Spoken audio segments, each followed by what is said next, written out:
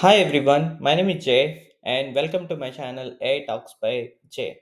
And today we will see the top 10 features of GPT-4 Omni model which got released like couple of days ago. Let's start looking through it. ChatGPT, how are you doing? I'm doing fantastic. Thanks for asking. How about you?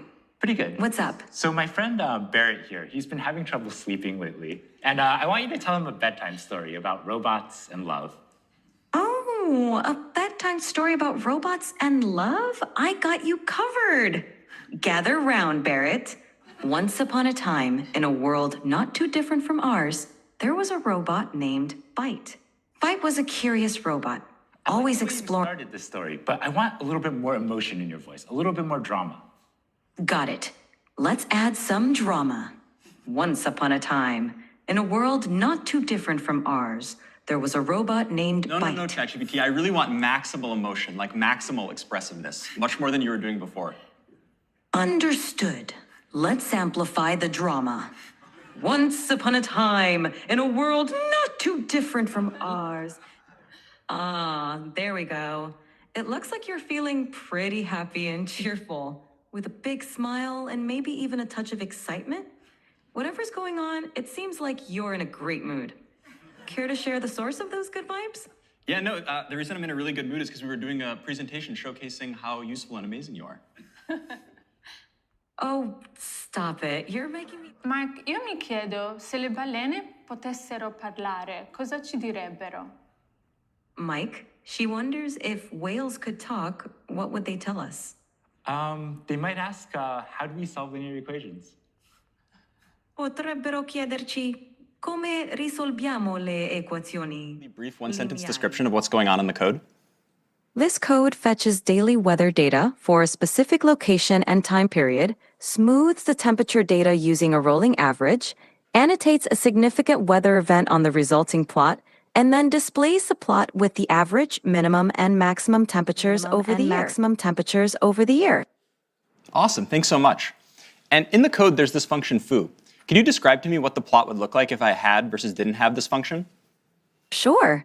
The function foo xy takes in a data frame x containing temperature data and a window size y for. The next exciting feature is video summarization. Now it can actually summarize any video which you add as an attachment. It doesn't work with the YouTube URLs or anything, so you need to manually download the video and upload it to the ChatGPT and it can summarize any video. The next feature is actually creating of 3D images. So until now, the ChatGPT can only create 2D static images. Now it can actually create a 3D images. So you can actually give any 3D prompt. It will create a 3D rendering image and you can download it as a .gif file.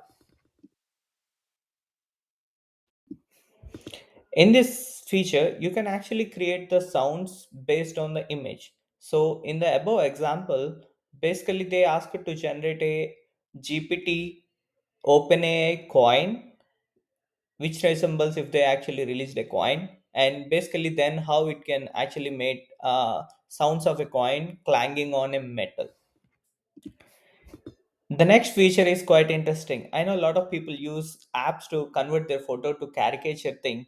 Now you can actually do that in GPT itself just by uploading the photo and asking it to actually convert it to a caricature picture.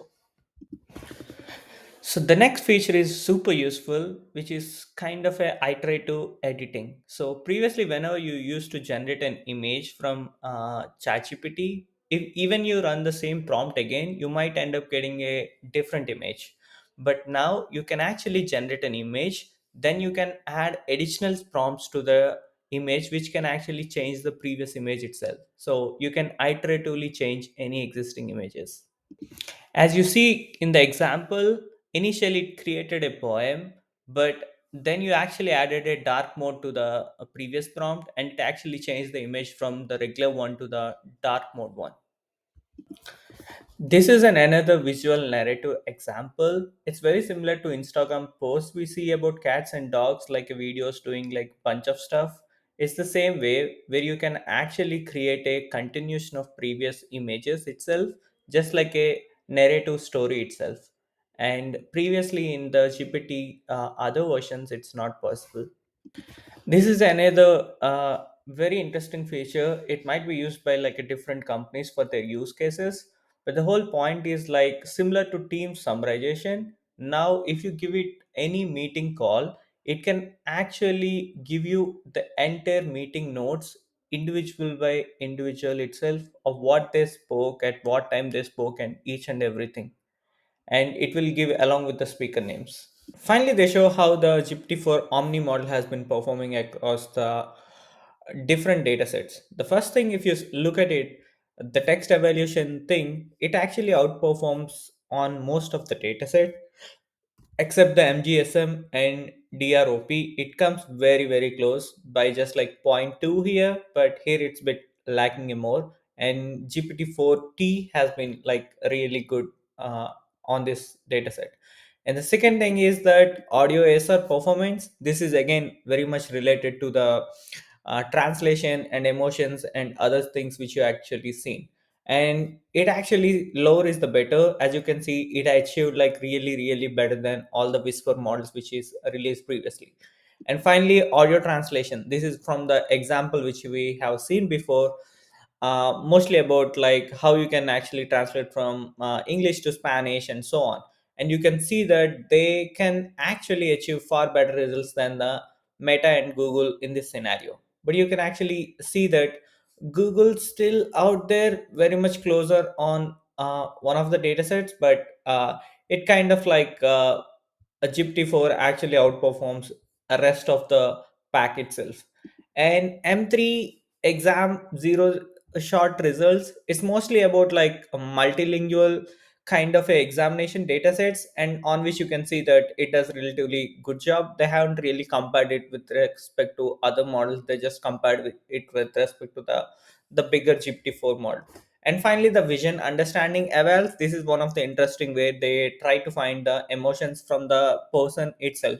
And you can see that GPT-4 actually like outperformed each one of them on like a different levels by a huge margin. If you consider like 94.2 compared to like 88.1 itself. So GPT-4o actually regained most of the benchmarking and like a leadership position on the leaderboard on the Hugging Face.